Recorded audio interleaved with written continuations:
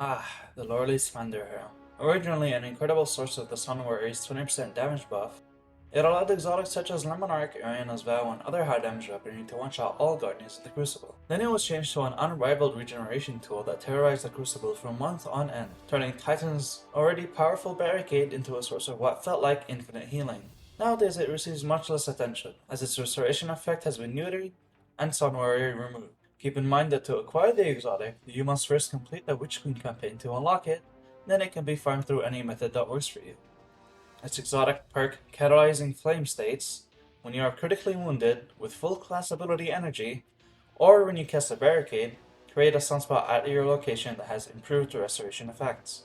You are critically wounded whenever your shields break, so if you lose your shields and you have your class ability up, you will spawn a sunspot consuming your class ability. The improved restoration it speaks of is actually not true anymore, as it was changed from Tier 2 restoration down to Tier 1, and standing in any sunspot regardless of its source grants you Tier 1 restoration. Keep in mind that the restoration provided does not automatically refresh while you are in the sunspot, meaning that you have to shuffle around to refresh the duration of the buff. Loreley's only requirement is using Sunbreaker Titan. This is relevant because it means you do not need to use the Sol Invictus aspect in order to receive the benefits of having a sunspot at your disposal. So you are free to use Consecration and Roaring Flames together if you wish, while still benefiting from the boost that all sunspots grant you. Keep in mind, however, that the duration bonus granted by Sol Invictus for standing in your sunspot is lost, causing the total duration to fall from 20 seconds down to 6.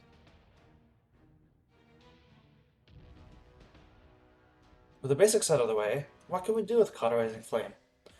Well, it can be used as a method of cycling your abilities. Having Sol Invictus active grants a 1.5 times scalar to ability regeneration, equal to 50% reduced cooldown, alongside Tier 1 restoration. Let's assume you have Tier 10 resilience, which means your towering barricade cooldown is 20 seconds and lasts for 20 seconds. Consider that sunspots can also last 20 seconds assuming you are within it during its entire duration, otherwise it will start depreciating faster and its duration will fall. While under Sol Invictus, you will lose half of your cooldown abilities, and this is where it gets spicy. Not only do you have a barricade up every 10 seconds now, and each barricade will spawn a sunspot, but you also have Tier 1 restoration and half the cooldown of your grenade and melee. Let's not forget that Sol Invictus lingers for 6 seconds even when you're not inside of a sunspot, and that restoration lingers for 6 seconds, 8 if you have Ember of Solace. So not only can you spam an ungodly amount of barricades, but you can also place it down instantly, leave it, assuming you still have Tier 10 resilience, only to have to wait 4 seconds to put down another barricade once your buffs run out.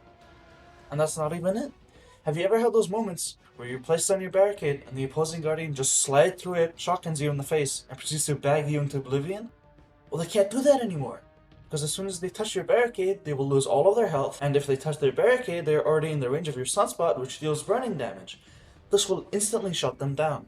What's even better is that this tech is not only for normal guardians, it can be used to shut down supers like Bubbles, Wells, and even some roaming supers just by casting your barricade. And this is all while requiring nothing but your exotic slot. Not even a single aspect, fragment, or mod slot required. Why has no one given this exotic the love it deserves?